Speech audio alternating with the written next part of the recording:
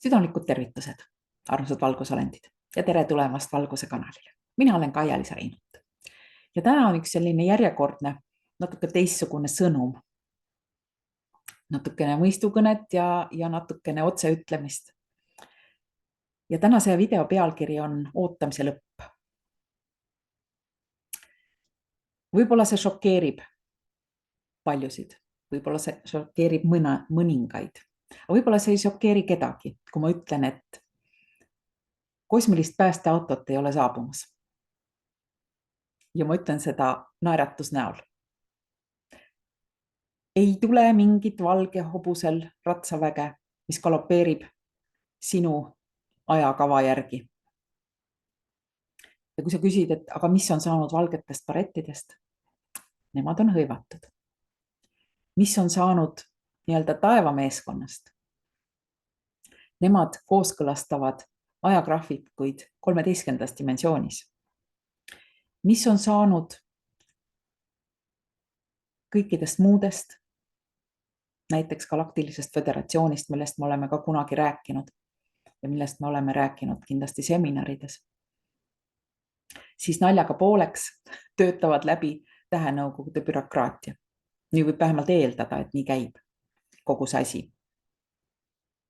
Aga isegi, kui see kõik isegi võib olla tõsi või ka mitte, siis nagu sa aru saad, see eelmine oli iroonia, siis see kõik, mis on tõsi, on see, et sina oled siin praegu ja mina olen siin praegu.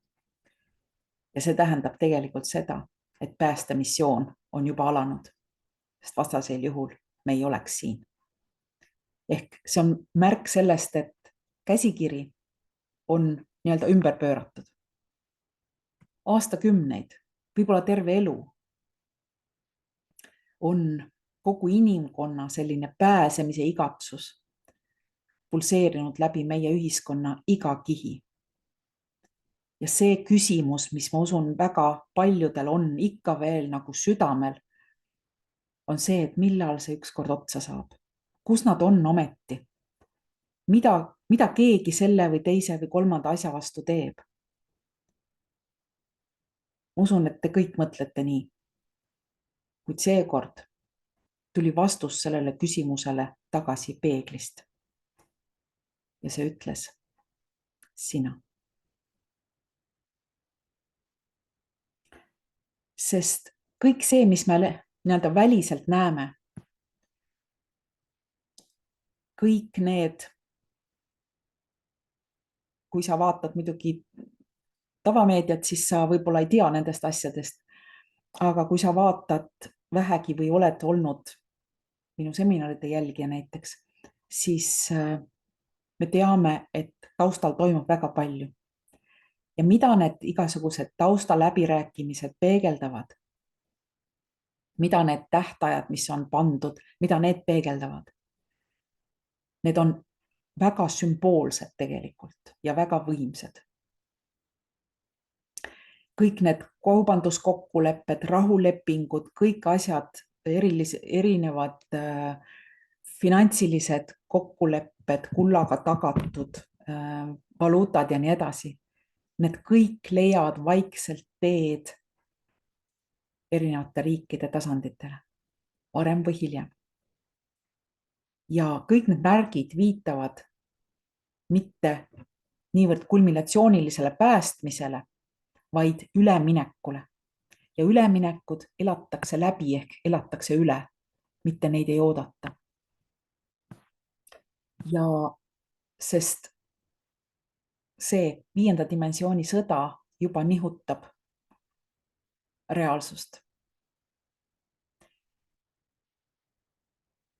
Kogu see väline stsenaarium tundub täiesti ettearvamatu, kuid ta on väga hästi detailselt paika pandud ja see nihkub kiiremini, kui peavoolumeedia suudab seda nii-öelda üles keerutada.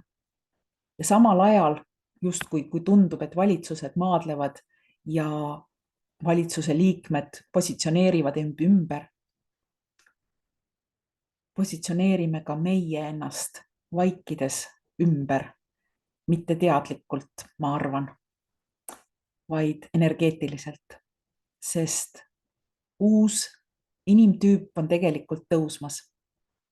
Ja ma loodan, et väga paljud neist on ka Valguse kanali jälgijad, sest see uus inimtüüp on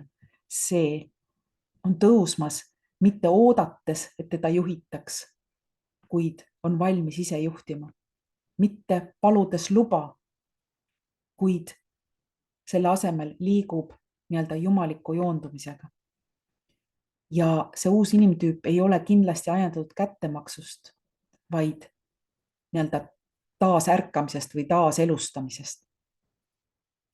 Küsimus ei ole selles üldse, et saada võimsamaks kui nemad, eliit. See seisneb selles, et me muutume iseendas üha rohkem suveräänsemaks.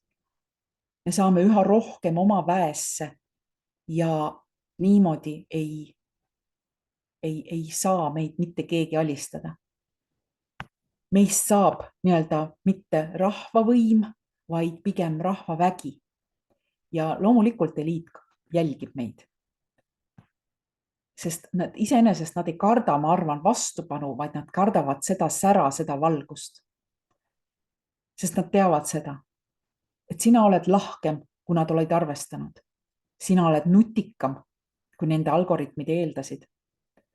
Sest sina oled tõeline, ehe, sa oled ärkvel ja kõnnid omaenda nii-öelda pühas mälus, kes mäletab, kes teab ja kes on tulnud siia eesmärgiga hoida seda valgust ja liikuda koos inimkonnana teise ajastusse.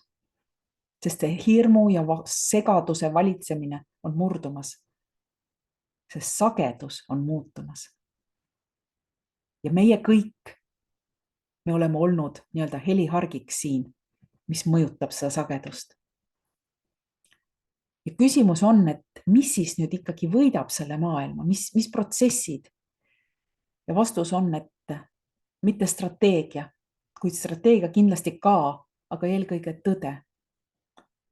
Mitte manipuleerimine, vaid õiglus. Mitte domineerimine, vaid headus. Ja need ei ole lihtsalt mingid pehmed väärtused. Need on uue ajastu aluskivid. Ja need on kodeeritud meie kõigi hinge. Tõde, õiglus, headus. Ja mis siis nüüd edasi? Minu soovitus on, et me lõpetaks eesriide avamise märguande ootamine, sest lava on meie kõigi. Lõpetage ajaliinide nii-öelda värskendamine, vaid alustagem seda ajaliinide ankurdamist, ehk siis keskendume ühele ajaliinile, sellele kõige positiivsemale. Ja lõpetagem lootmine, et keegi tuleb kohale. Sest meie peame hakkama olema need, keda me oleme vajanud.